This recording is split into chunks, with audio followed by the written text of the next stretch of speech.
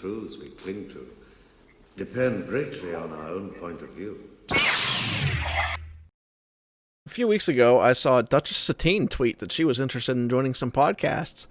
And then I heard that Wiki Radio had landed the Duchess, and I was, listened to that show. I was blown away by her knowledge of not only just Mandalorian Jedi lore, but just her knowledge of the use of storytelling mechanics in Star Wars in general.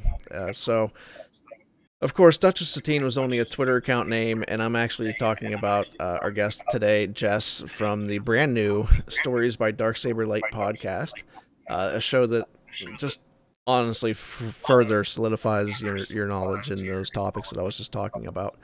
So we're incredibly excited to welcome you, Jess, to From a Certain Point of View. Why don't you start by telling us a little bit about yourself? What got you into Star Wars? What made you interested in starting a podcast? That type of stuff.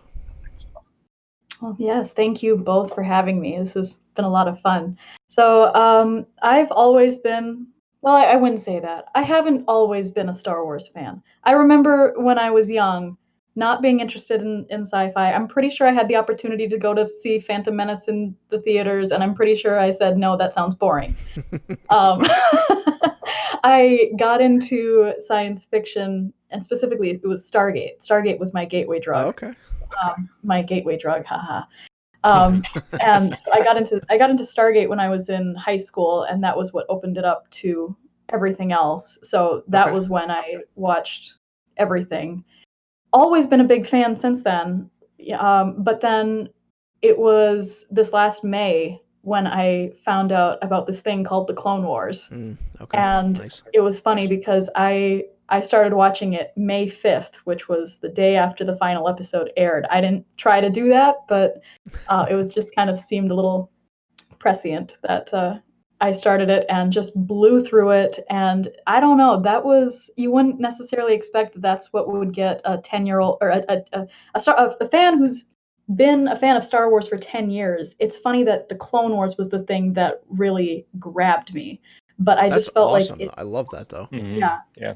Because I feel like I felt it did so much to justify the prequels and tie everything together. And then, as you can tell from the Twitter account itself, I fell in love with Satine and Obi-Wan, and I loved the Mandalorian stories right from the start. I thought that it was just fascinating. I've always loved the Jedi and their culture and and everything surrounding them, but I think that I just really needed a planetary culture with a very long history and culture and politics to that's what grabbed me. And so since then, I've kind of found my niche in this Mandalorian lore. A couple people have started to call me the Mandalorian historian, so I will not. I like it. I will not say no to that if people want to. But no, I just think that it's been really fun to be able to provide some thoughts and reflections as we're getting some new information. People have been coming and asking me, what do we know? What has been established canonically about this that I saw in The Mandalorian? Or this is confusing to me. What's the timeline here? And eventually, I just had some people who were like, you've got a lot of thoughts. You should start a podcast. And I knew that was about a month before season 2 started, and I wasn't considering doing it, but I just knew that if I was going to do this, I had to get it off the ground before Mando season 2 came out. I had to jump on that. So Stories by Darksaber Light was born as a celebration of Mandos, Jedi, and all characters in between. And my friend Arca Jade and I have been reflecting on the Mandalorian episodes as they've come out, and we've got new content that's being planned for after the season's over. So it's been a lot of fun. That's awesome. And I have been listening to every episode, and I gotta tell you, it's wonderful. You're doing a great job over there. I can't wait to see what you're going to be doing, not just through finishing season 2 of Mando, but then beyond that, because like you said, Mando-Lore has the history, it has the lore. There's so much there you can dive into. Not even looking at the Jedi, even just Mando-Lore stuff. There's so much you can dive into there. So I'm really excited to see what Stories by Darksaber Light is going to cover, post Mando season 2. So You've got one very excited listener here. So, Oh, wonderful. Thank you so much. yeah, no, thank you for putting on the show. To be honest, so Mandalorian. We just talked about about chapter 12. Let's take a little bit of a breath. We're halfway through season 2. There's been some amazing appearances. We got Bo-Katan. We got Cobb Vanth. For me, I loved Cobb Vanth. Uh, let's just kind of take a step back here. What are you thinking so far? Halfway through, how are you feeling about season 2? Oh, I think this is a lot of fun. I think that it was Filoni or Favreau, one of them, who gave an interview saying that this world was going to start getting bigger, and I feel like we're seeing it slowly. They're not just dumping us in, head first, but Yeah. it feels like it's growing, and that's exciting to me. I've always loved the premise. I love that they started out with this kind of slow moving Western style, just the gunslinger, and just kind of Mm-hmm. the long shots of him walking through the desert and things like that. Like, we needed that to establish where we were, but then once we got that world established, now it's growing, and that it really feels like we're growing to something big. And the fact that we have now exhausted all of the material that's been shown in the trailers, we're going into the second half blind. Yeah. Unknown I'm territory. I'm expecting some pretty big things. That's what has me most excited, actually, is that we've gotten past all of the trailer stuff. So everything, all of these little leaks that came out before the season, minus possibly one, we've seen them all, and the next one may be coming this week, which leaves 3 more weeks of just wide open territory. I mean, there are definitely surprises left in this season, and I can't wait to see what those are.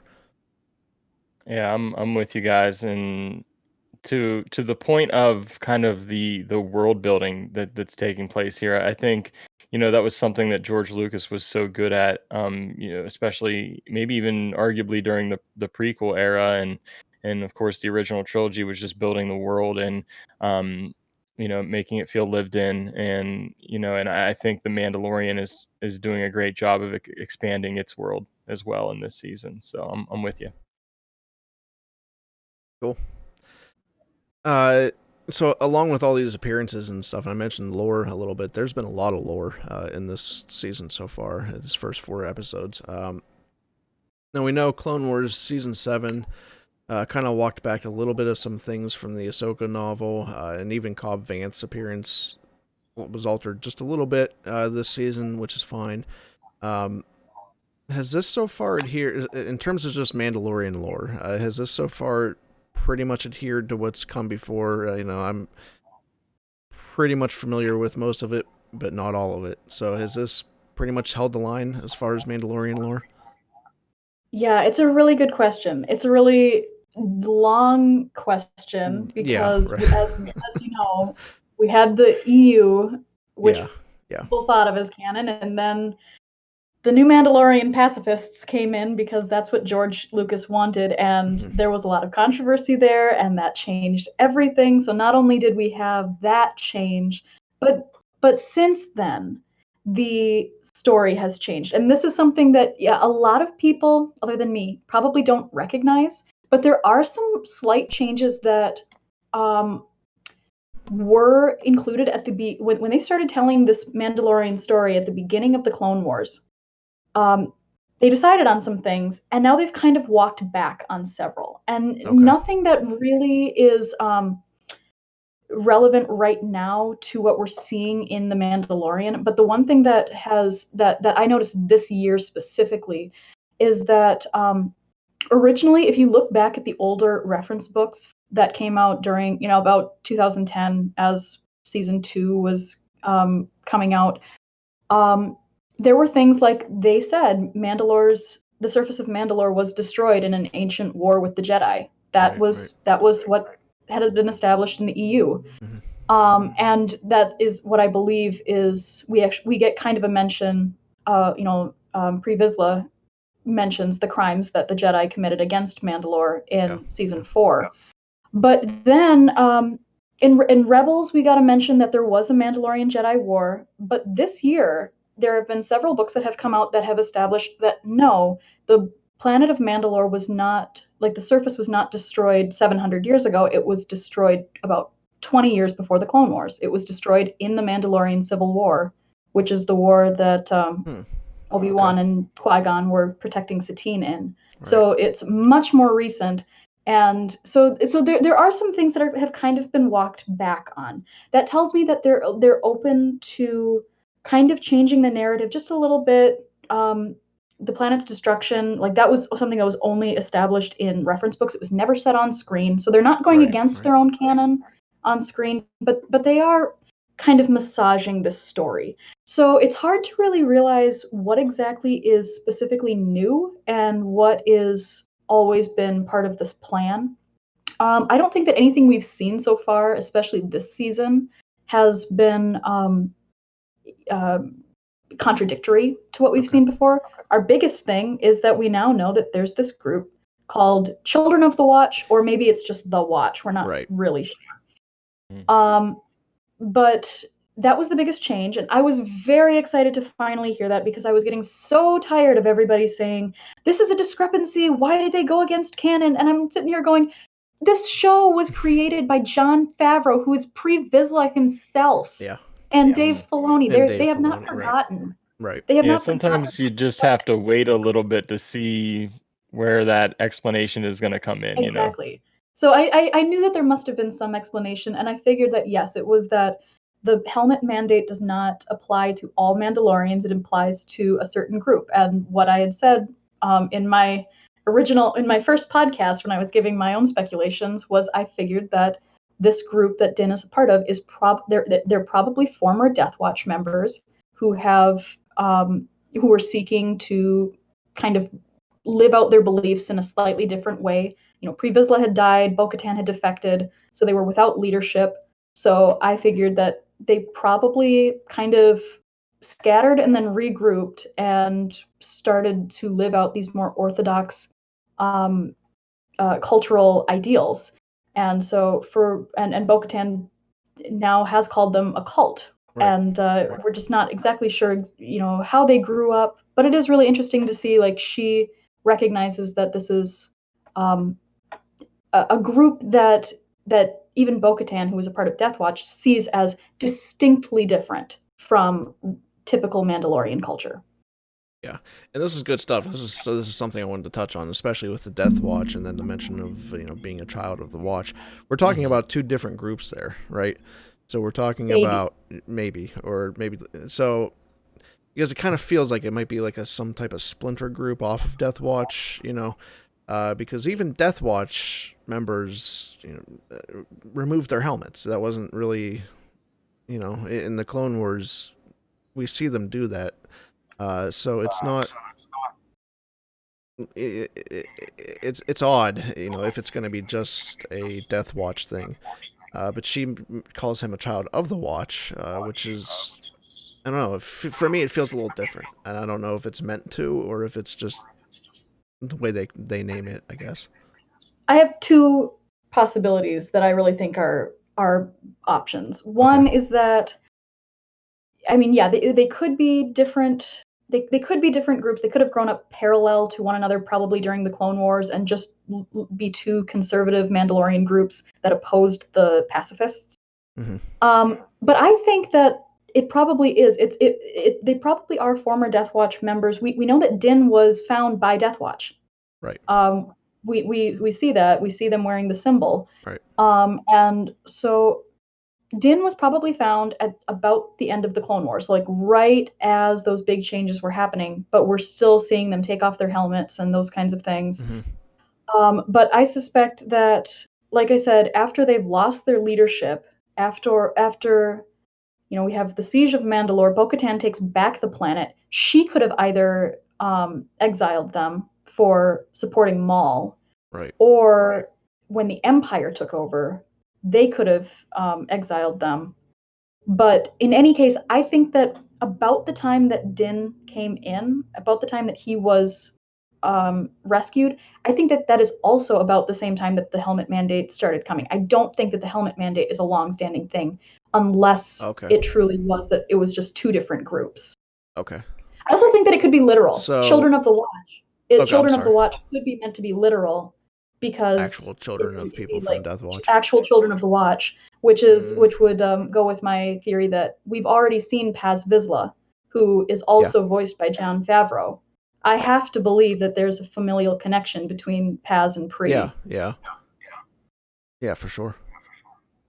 So let me get this straight. So we're thinking it could be like a splinter group, or it actually could be children of Death Watch who have just adopted a helmet rule, more or less. A second generation of Death Watch, yeah. Okay. Whether they're, because we know that Mandalorians really don't care about being biologically connected to one another, but I think that the idea of a second generation after Pre Vizsla's plan did not work, but they were still looking to further their rather conservative traditional views. And so then they go almost a step further with a helmet type thing. Yeah. Okay, I can see that. That makes sense.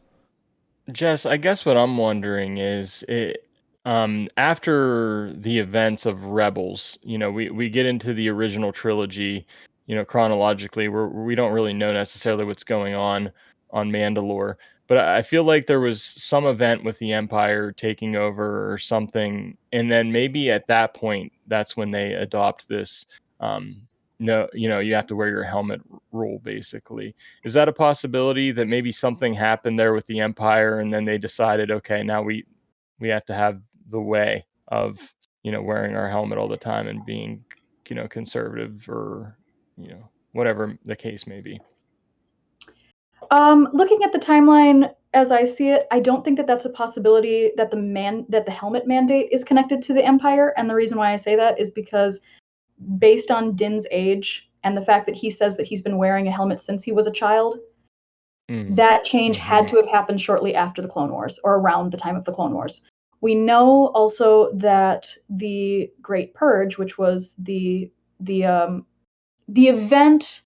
the Purge, this is when the Imperials seemed to view the Mandalorians as a threat to them. And actually, I have it right here.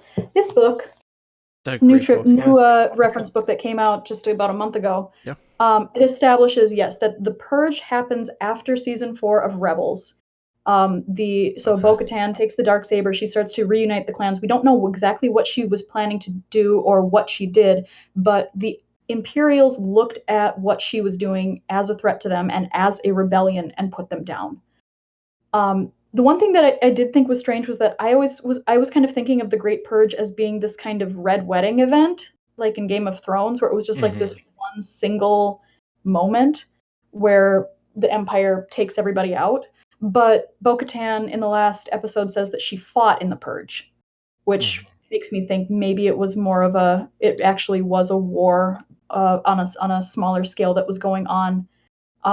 But in any case, whenever the Great Purge happens, Din has already been wearing his helmet for over a decade. That's a good point. Over 2 decades. 2 decades.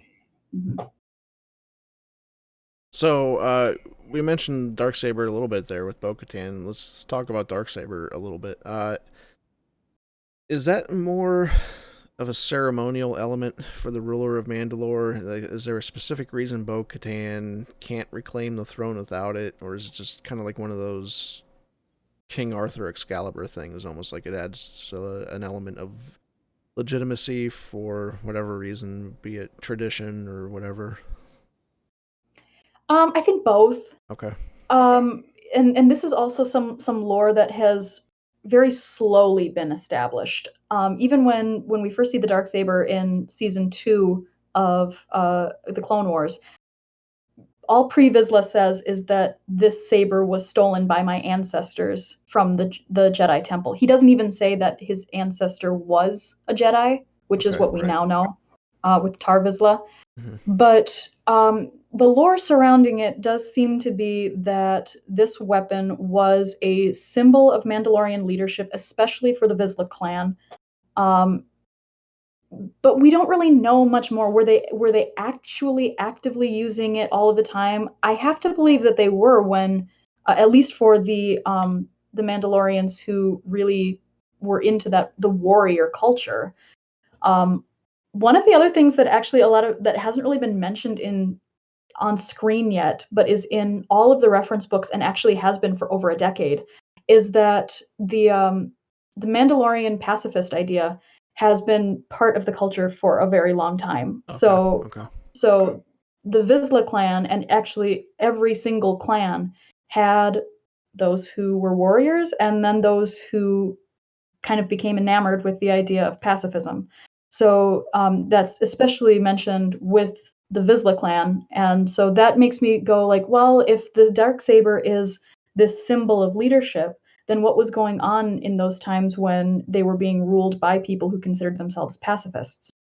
So I'm not really sure. I don't think that it's completely necessary, but I do think that Bo-Katan certainly seems to think that it's necessary, and I think that in the eyes of the people, it probably is as well, considering the last three leaders that they've had have all wielded it, and that would have been Pre-Vizsla, and then Maul for a short time, and then well, Bo-Katan Bo-Katan led the planet, but now Moff Gideon has it.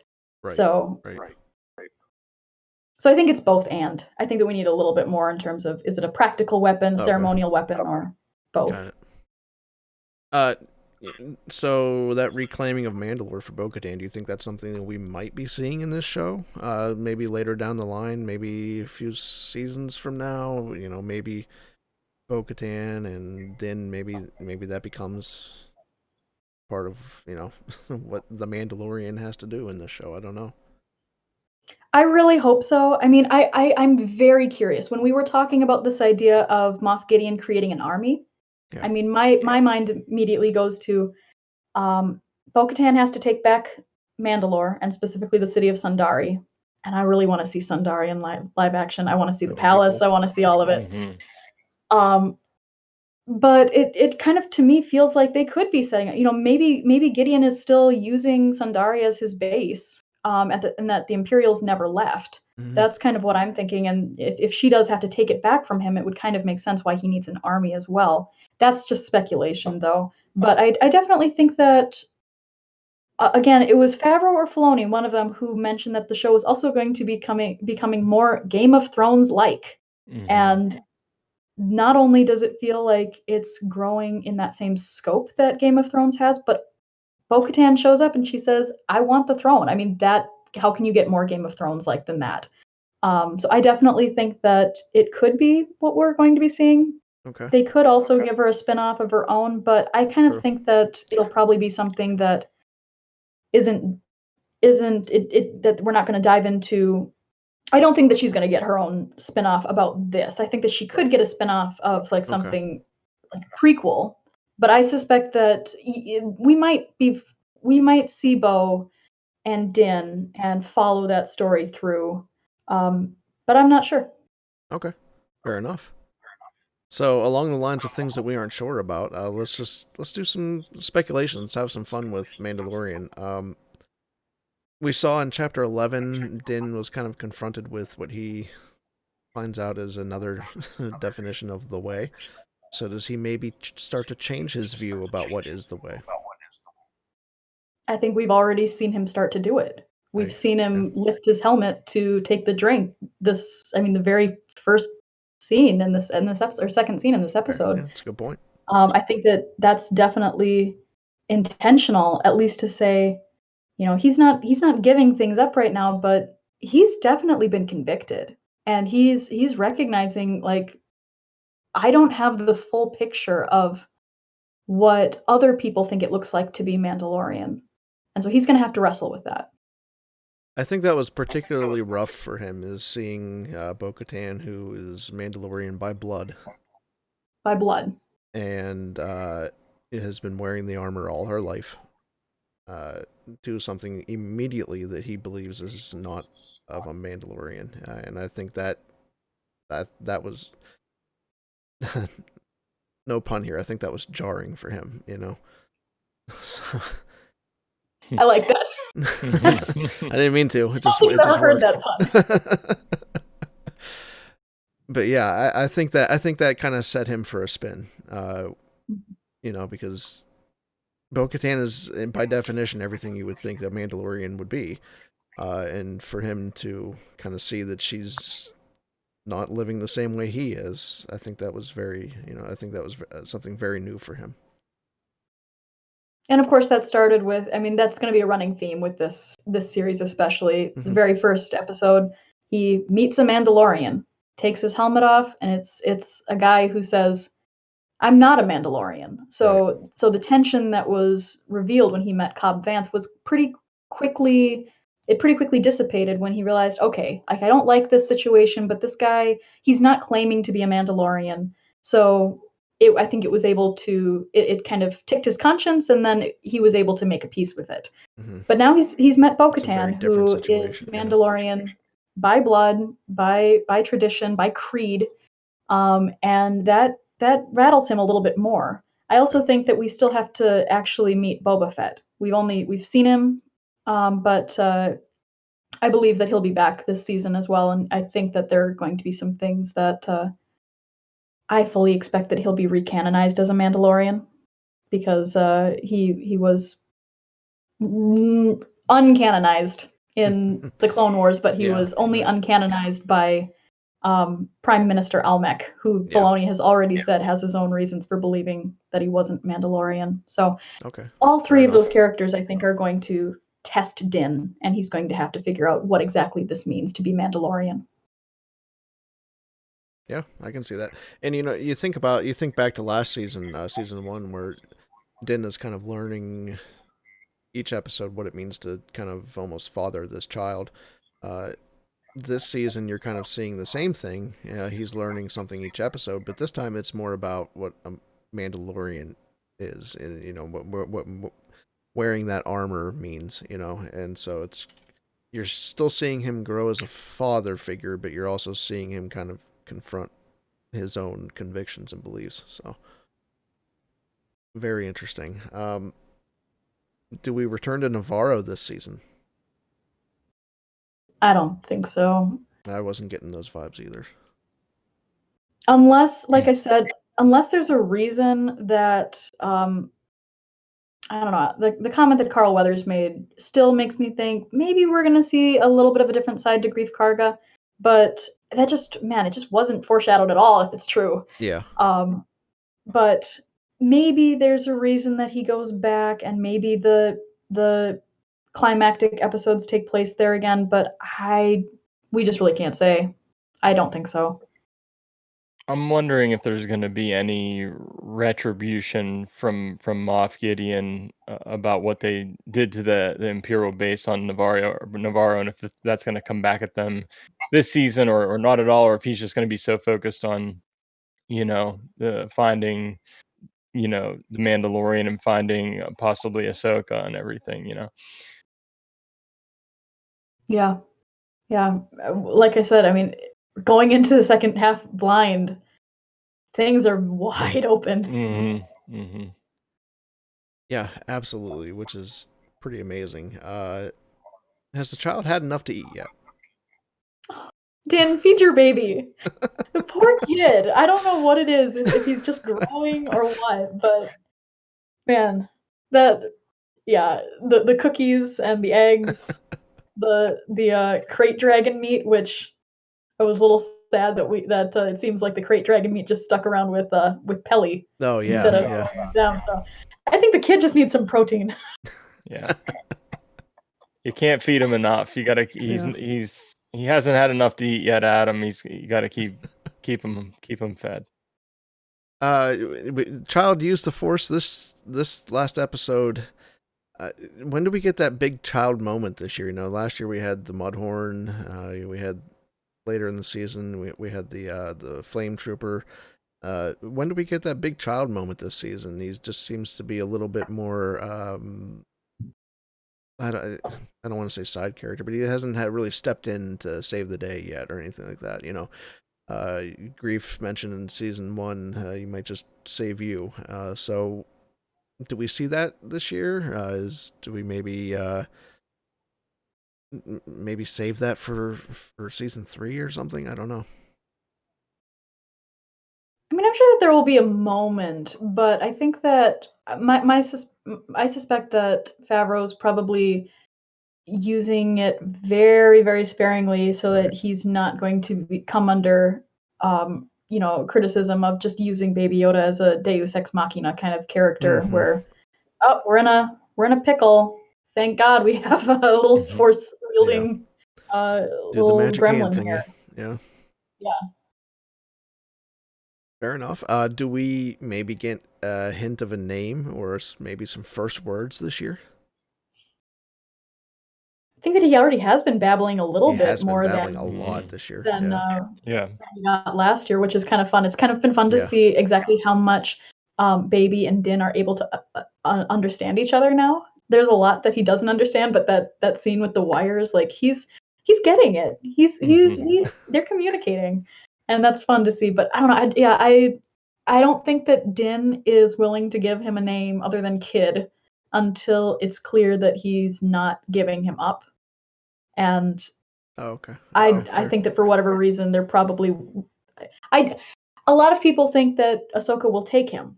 I don't think that that's the case. It would destroy the premise. So there She will be a doesn't reason consider that herself Ahsoka doesn't Jedi take him. anymore.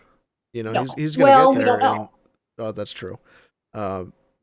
If she's at where we've left her at before, then he's gonna get there, and she's gonna tell him that she's not even a Jedi anymore. So I mean, at that point, would he? Let me ask you this: if that's still where she's at, do you think that Din would be leaving him with her just because she has that history, or do you think he's looking for actual Jedi? Well, I mean, I think that Or is that even the mandate? You know, is that even the? Are we looking for a species? Maybe, you know, do we even know that for sure yet? I think that when Din sees Ahsoka, he's going to be shocked because he does not know that the Jedi are something different than the little green gremlins. Yeah. Bo-Katan didn't tell him. All the armor has told him is that he needs to Interesting. reunite him with his kind, and I think that's all being set up as a joke. So he thinks that he's looking for a little green thing that's called a Jedi, species Jedi. You know, it's called a Jedi, and he doesn't know what he's looking for. That could be. I hadn't thought of that. That's a good idea. I hadn't thought about that at all. That's a really interesting idea. Yeah. And you know, I don't think that he'll get a name until he meets Ahsoka, because if this theory I've been hearing is true, then and she calls him Baby Yoda, and that becomes his name. He looks like a Baby Yoda. I still love that theory. I don't know if Jon Favreau is willing to do that. Jon Favreau has been so against anybody calling him Baby Yoda. Is he gonna canonize Baby Yoda? Yeah. I wish that they would. I really funny. wish that they would use some Mandalorian in the show. I've always thought it would be really cute if he was called Adika, which is Ad is Mandalorian for child, and Ika is the diminutive, so it's literally little child. Oh, that would be cool. But they're really not doing that at all in this show, which is sad to me. I always love the conlangs and all of those kinds of things. That would be neat. You almost use a little bit of play with the language a little bit, yeah. I really hope he gets Tolkien a name by the end of the season. Right. Because I'm never sure what to call him still. I never know if I should call him the child or Baby Yoda or what. So I give the kid a name, please. I bounce back so and I know forth what to anyway. call him. The weird thing is when he actually does get a name, I don't know if I'll keep calling him child or Baby Yoda, or you know, if his name is Yiddle. I don't know. I don't know what I would call him at that point, but Yiddle. That's one of my favorites. I really do not think that he's the child of Yoda and Yaddle. No, right. But Yiddle would be perfect.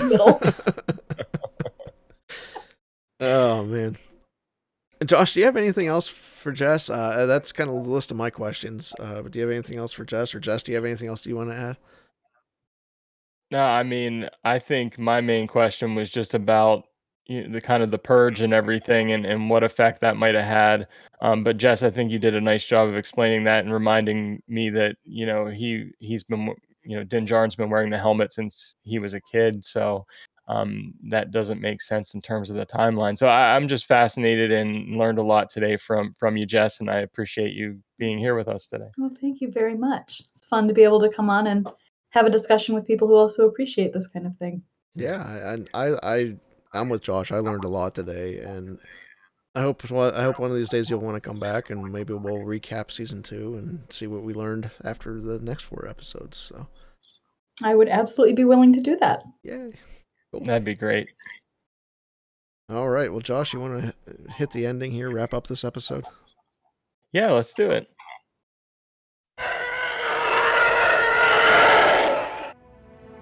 I'm just glad you're here. At the end. Thank you, everyone, for tuning in to episode 55. We had so much fun hanging out with Jess this week.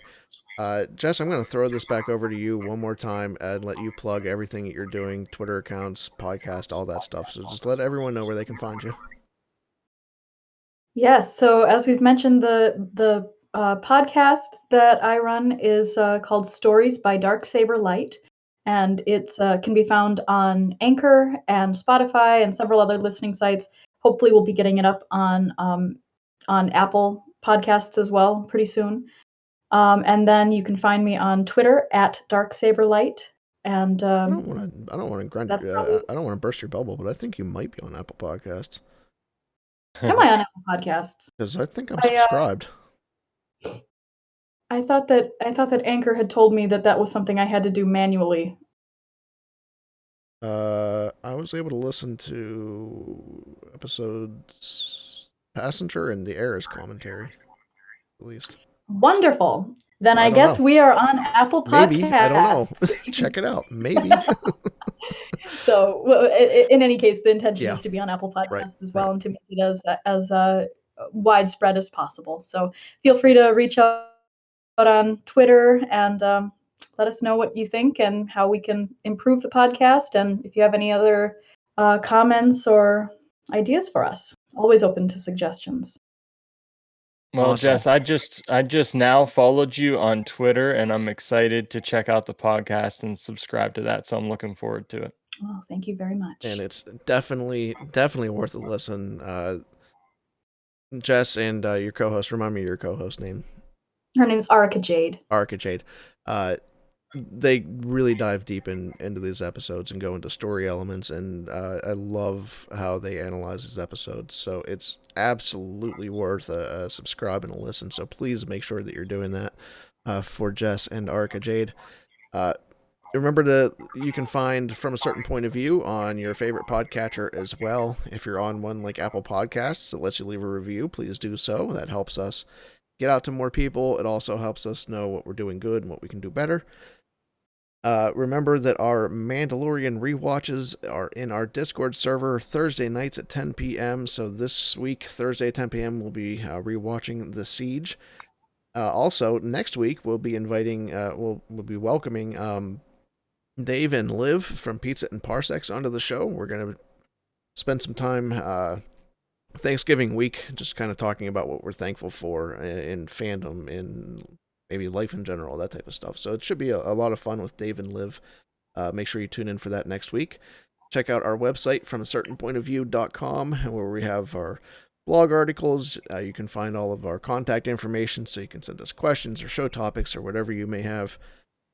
Our socials are Instagram, Certain POV Pod. Twitter is also Certain POV Pod. Facebook is From a Certain Point of View. Discord server links are in the show notes and on the website.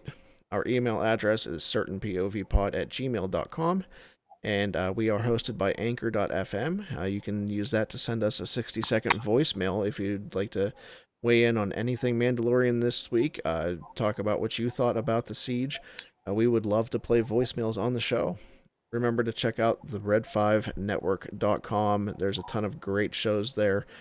Make sure you're checking out all of the wonderful shows that aren't just Star Wars centric. There's plenty of stuff to trigger all of your fandom interests. So check out red5network.com.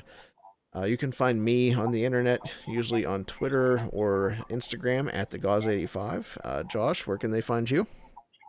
You can find me on Twitter at JediJarJar1722, and be sure to check out our YouTube channel From a Certain Point of View, where I just recently dropped my reaction to Wonder Woman 1984, keeping its December 25th release date, and also debuting on HBO Max. So it goes a little bit beyond our normal Star Wars talk, but maybe we have some expanding going on. We'll see. But yeah, thank you guys so much for joining us today and for listening. And just remember, until we talk to you again, everything we said today was true. From a certain point of view.